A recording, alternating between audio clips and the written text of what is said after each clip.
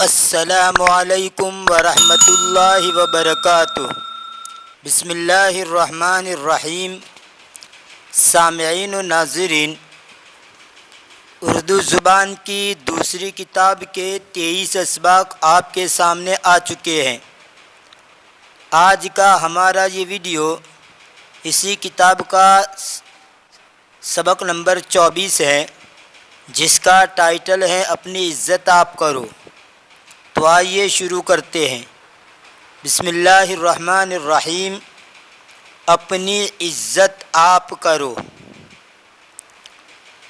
اگر تم چاہتے ہو کہ اور لوگ تمہاری عزت کریں تو ضروری ہے کہ اول یعنی پہلے تم اپنی عزت آپ کرو۔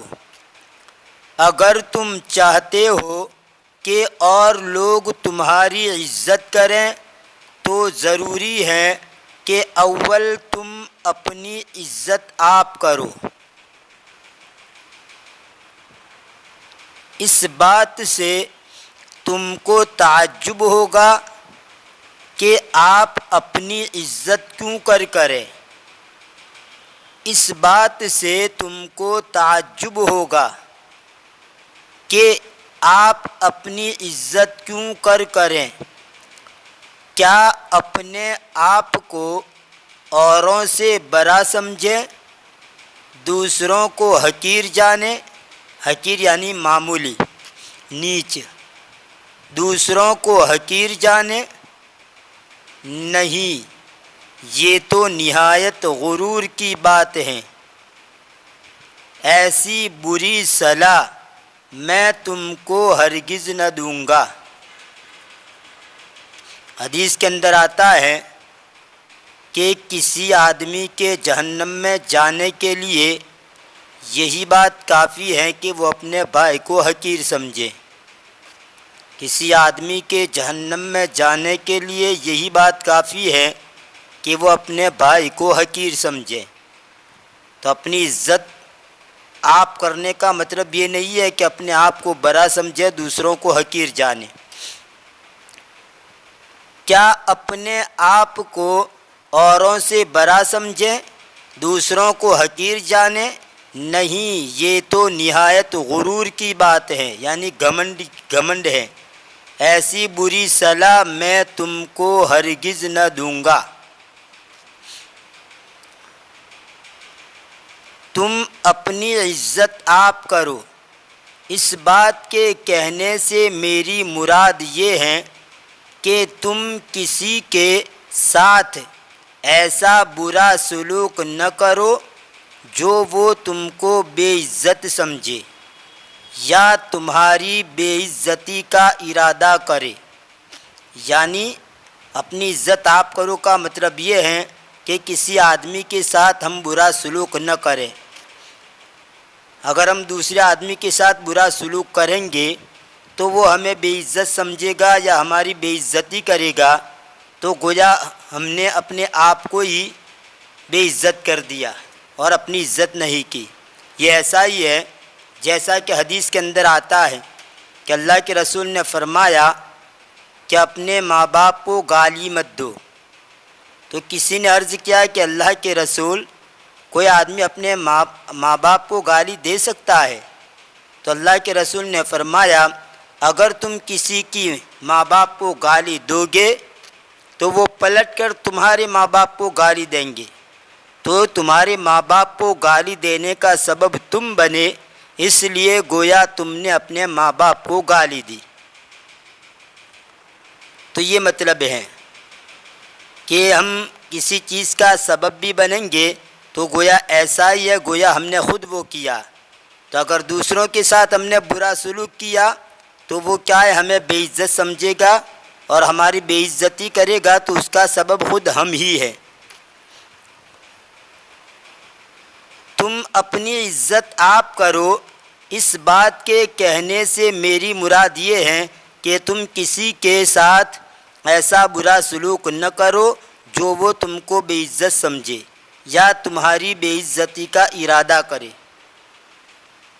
قرآن کریم کے اندر ہیں وَلَا تَسُبُّوا الَّذِينَ يَدْعُونَ مِن دُونِ اللَّهِ فَيَسُبُّوا اللَّهَ عَدْوًا بِغَيْرِ عِلْمٍ، کہ تم ان کے معبودوں کو برا بھلا مت کہو. وَلَا تَسُبُّوا الَّذِينَ يَدْعُونَ مِن دُونِ اللَّهِ، اگر تم ان کے معبودوں کو برا بھلا کہو گے تو وہ تمہارے معبود کو یعنی اللہ کو برا بھلا کہیں گے اور اس کا سبب تم بنو گے. تو قرآن کریم کے اندر اس کو اس طرح کہا وَلَا تَسُبُّوا الَّذِينَ يَدْعُونَ مِن دُونِ اللَّهِ فَيَسُبُّوا اللَّهَ عَدْوًا بِغَيْرِ عِلْمٍ. تو خیر جہاں کہیں بھی ایسی صورتحال پیش آئے کہ ہم اس غلط چیز کا سبب بنے تو اس سے بھی بچنا چاہیے. جو شخص اپنی عزت چاہتا ہے وہ سب کو عزت کی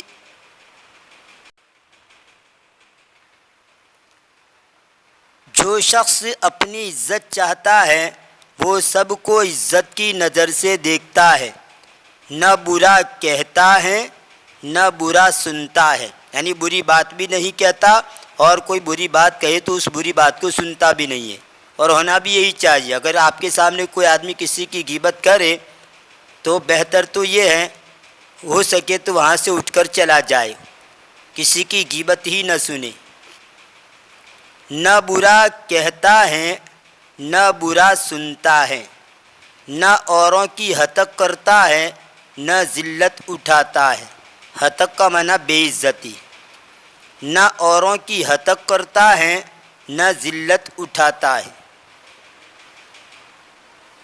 جو شخص اوروں کو چھیڑتا ستاتا گالیاں دیتا ہے وہ خود بھی سنتا ہے. بدذات یعنی کمینہ برا. بدذات آدمی کی ہر بات کا ہرگز جواب نہ دو، نہ اس کے پاس بیٹھو، ایسے شریروں کی صحبت تم کو بھی کمینہ پن کی باتیں سکھا دے گی، پھر کوئی تمہاری عزت نہ کرے گا. اگر کوئی آدمی بدذات ہے برا ہے اور آپ کو برا بھلا کہہ رہا ہے تو اس کو جواب ہی مت دو.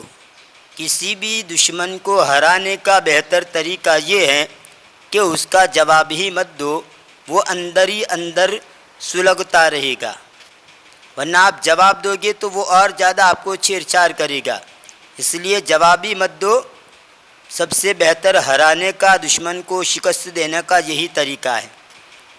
بدذات آدمی کی ہر بات کا ہرگز جواب نہ دو، نہ اس کے پاس بیٹھو، ایسے شریروں کی صحبت تم کو بھی کمینہ پن کی باتیں سکھا دے گی. یعنی بری صحبت کا اثر پڑتا ہی ہے. خربوزے کو دیکھ کر خربوزہ رنگ پکڑتا ہے. اللہ کے رسول صلی اللہ علیہ وسلم کی حدیث ہے جس کا مفہوم ہے کہ جس آدمی کو تم دوست بناؤ تو سب سے پہلے دیکھ لیا کرو کہ کس کو آپ دوست بنا رہے ہیں، اچھا آدمی ہے یا برا آدمی ہے.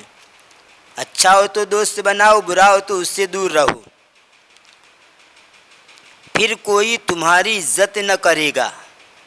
بد کی صحبت میں مت بیٹھو، اس کا ہے انجام برا. بد نہ بنے تو بد کہلائے، بد اچھا بدنام برا. بد کی صحبت میں یعنی برے آدمی کی صحبت میں مت بیٹھو، اس کا ہے انجام برا. بد نہ بنے تو بد کہلائے، بد اچھا بدنام برا. یعنی جو آدمی بدنام ہو اس کے ساتھ اگر آپ بیٹھو گے تو لوگ آپ کو بھی برا کہیں گے. اس لیے کہ برے کے ساتھ بیٹھنے کی وجہ سے آپ اگرچہ اچھے ہو لیکن سامنے والا فیصلہ یہ کرے گا کہ برے آدمی کے ساتھ اس کی نشست و برخاست ہے، اٹھک بیٹھک ہے، تو آپ کو بھی ویسا ہی سمجھے گا. اس لیے اس سے پرہیز کرے. بد نہ بنے تو بد کہلائے، بد اچھا بدنام برا. تو بدنامی سے بد کے مقابلے میں بدنام ہو جانا یہ برا ہے. آئیے 25واں سبق ہی ساتھ میں لے لیتے ہیں. مختصر سا سبق ہے. رخصت کی عرضی. رخصت یعنی اجازت.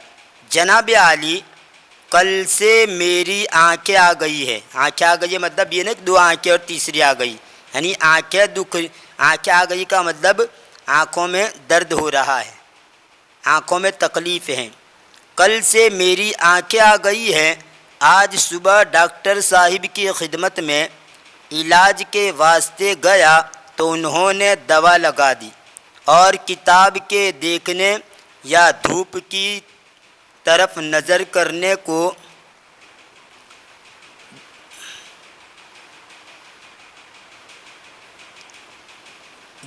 بالکل منع فرمایا ہے، یعنی روک دیا ہے، اس لیے مدرسے میں حاضر نہ ہو سکا۔ حضور کی مہربانی سے امید ہے کہ غیر حاضری معاف کی جائے اور 2 روز کی رخصت جو ڈاکٹر صاحب نے تجویز کی ہیں منظور فرمائی جائے، یعنی قبول کی جائے۔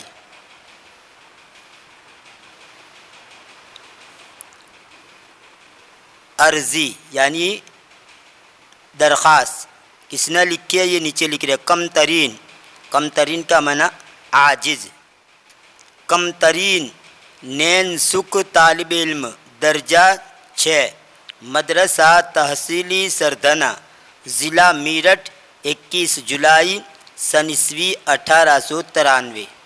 یعنی گویا عرضی جو لکھی ہے وہ اس نے لکھی ہے اور یہ درجہ 6 کا طالب علم ہے اور کہاں کا رہنے والا ہے، کون سی تاریخ کو، یہ سب یہاں لکھا ہوا ہے۔ یہ تھا اردو زبان کی دوسری کتاب کا سبق نمبر 25، 24 اور 25۔